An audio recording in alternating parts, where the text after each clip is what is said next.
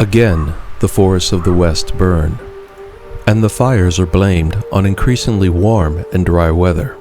But the Westwoods are conifers, mostly, filled with pitch and designed by nature to burn, less so in cooler, more normal circumstances. But in the rising heat and dryness of a world subject to climate change, not so much. The Oregon skies are hazy with the smoke of the wildfires, and it is only a matter of time till the forests of the east burn as well.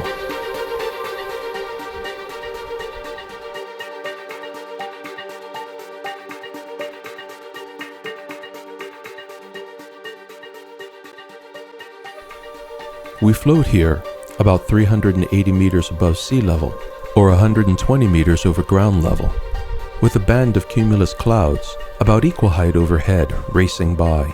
And that forested realm down there would seem so serene and peaceful, a marvelous landscape of forests and trees to the horizon.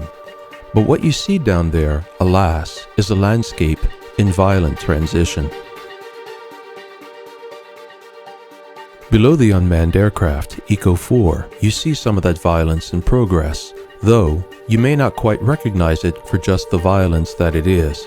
But in the background you see the changing colors of deciduous trees, the native forest of most of Nova Scotia and the northeast of North America. But in the foreground you saw, along with scattered patches in the middle and background, stands of conifers that should not be there. They are there as a result of our native forests being cut away to make way for pulp and lumber plantations. In the past, I've discussed how these tree plantations are virtually green deserts, supporting very little in the way of biodiversity or life in general.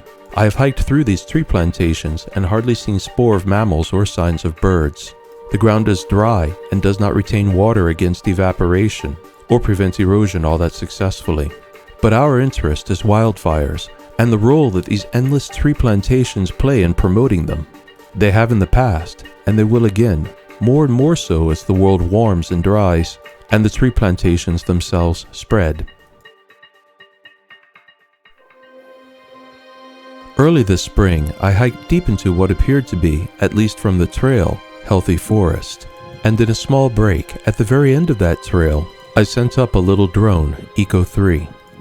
It rose to an altitude of 100 meters over the forest, and there it told a story that the eye from the ground could not perceive. Though from the trail, the forest appeared healthy and unbroken, no sooner did the drone reach altitude than it filmed hidden clear-cuts. These were old and irregular, likely the work of farmsteaders cutting firewood, but breaks in the forest weakened the native deciduous trees, which were soon replaced with pioneer birches, willows, alders, and ubiquitous conifers. In time, given the natural progress of things, a forest in such a state would heal. The deciduous trees would grow to exceed their coniferous cousins, and the forest would once again resume its broadleaf canopy, and all would be well, in a century or two. But then I turned the drone north, to find a mere half-mile away another vast tree plantation, cut into the forest, promising cut after cut after cut in the years to come, and at all times presenting an abnormal fire hazard in the normally fire-resistant deciduous forests of the Northeast. The fire danger arises due to the fundamental difference between the makeup of conifer trees and deciduous trees. Deciduous trees, especially those of the Northwoods, are water-loving, and beneath their bark, from the cambium to the deep inner wood, water flows perpetually upward from roots to leaf in the form of a sugary sap. These trees abhor fire, and it will quickly destroy them, but they have defenses in the way they maintain the land around them. They retain deep soil and keep it friable, thus it holds water well. The leaf and branch structure of these trees is designed to disperse and hold water, and they spread their boughs over the land to form a protective canopy that shields the land from the baking sun, keeping the water from evaporating away too quickly. Indeed, even without rain, a deciduous forest can hold enough water within its soil to withstand drought for years. And it is the deciduous trees' love of water that makes them naturally inclined to be fire resistant. From the canopy around their leaves to the earth among their roots, they resist burning. And prior to human intervention, the forests of Nova Scotia alone would have taken thousands upon thousands of years to burn over entirely, under natural conditions such as lightning strikes. But conifer trees are a different beast altogether. Organisms of the north and west, these trees take a very different approach to life. Jack pines and lodgepole pines, let's use them for an example. These two pines produce waxy cones, and they require exposure to fire in order to open. So they have developed physiologies through evolution that both resist and embrace fire. The ubiquitous yews, tamaracks, and hemlocks of the north naturally grow in cold, wet, often permafrost-laden soils. In the cool and damp north, they rarely worry about retaining water. For them, a much greater survival concern is resisting the cold. Thus, they fill themselves with pitch, which serves them as a natural antifreeze. So among conifers, whether we are speaking of the fire-embracing pines of the west or the ice-resistant evergreens of the north, both do not fear fire. And all types of conifers are filled with a pitch that is literally an oil that they produce that is ready to burn. In a very literal sense, such conifers are oil-soaked matches awaiting a fire.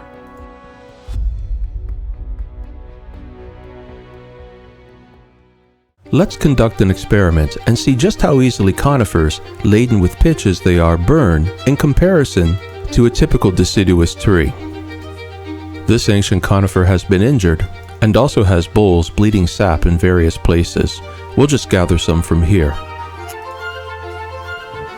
Now, let's place those bits of pitch on a cinder block and hold a match to them for a moment. In only a second or two, the pitch readily lights. And once lit, it will keep on burning, though in fact, this is not the best burning conditions, for here you're seeing just pitch with no wood to act as a wick. Pitch still on the tree, with wood and bark all around it, burns far more readily. Here I've stripped the needles off some spruce twigs and broken them up. Let's see how readily they light. Bear in mind, these are still living, technically green wood. Because they are also laden with pitch, they light almost instantly. Now, I've laid tiny deciduous twigs on the cinder block, also taken from a nearby tree. Let's see if we can light them.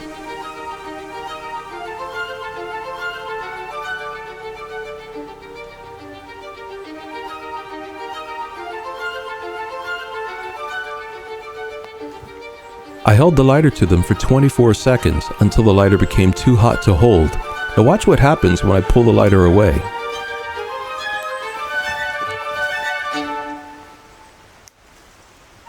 Hardly a wisp of smoke. The green wood of a living deciduous tree resists fire. It's not impervious to fire, but it certainly is difficult to make it burn, which is why firewood harvesters have to season hardwood outdoors to dry the wood for as much as a year before committing it to the wood stove. All over Canada and much of the US, native forests are being converted into these coniferous tree plantations.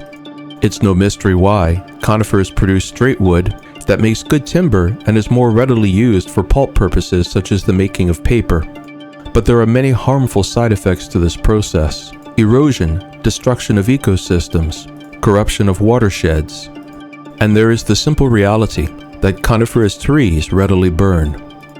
Striking a match in a conifer wood is a dangerous process, but wet or dry, a campfire or a lightning strike can set them off like a firebomb. Here I'm flying a Cub Crafter in the Microsoft Flight Simulator 2020, which uses actual satellite imagery to reveal the landscape. This means that what you see from the air in the simulator is pretty close to the exact same thing you would see from the ground.